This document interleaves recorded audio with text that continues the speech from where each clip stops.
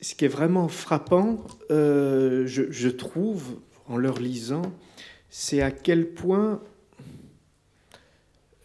l'échec de la prison est pratiquement contemporain de sa naissance. C'est-à-dire que dès les années 1810, 1820, au moment où la prison devient véritablement une peine publique, alors que, ça vous l'avez rappelé, il y avait un éventail de pénalités autrefois, où il y avait des choses comme des supplices, des galères, des coups de fouet, des mutilations, etc. En tout cas, c'est vrai on touchait le corps, et puis s'installe quelque chose qui est devenu notre évidence, c'est-à-dire qu'aujourd'hui, on arrive mal à imaginer ce qui pourrait se substituer à la prison. Donc c'est une évidence, mais en même temps une évidence récente.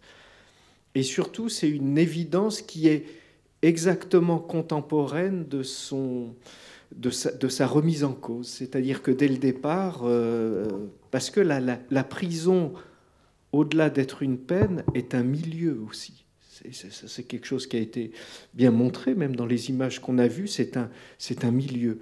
Et ce milieu, dès le départ, on dit que, bah oui, il produit la récidive. C'est pas une peine qui fait baisser de manière substantielle le nombre de délits ou de crimes. Il permet quand même des rencontres et la constitution d'un certain nombre de réseaux, etc. Et donc, si vous voulez, la question de Foucault, à partir de là, ça va être de dire, au fond, à partir du moment où on a une prison, c'est-à-dire une modalité pénale dont on ne cesse de constater l'échec et que pourtant on maintient, c'est que quelque part, il y a une réussite de la prison.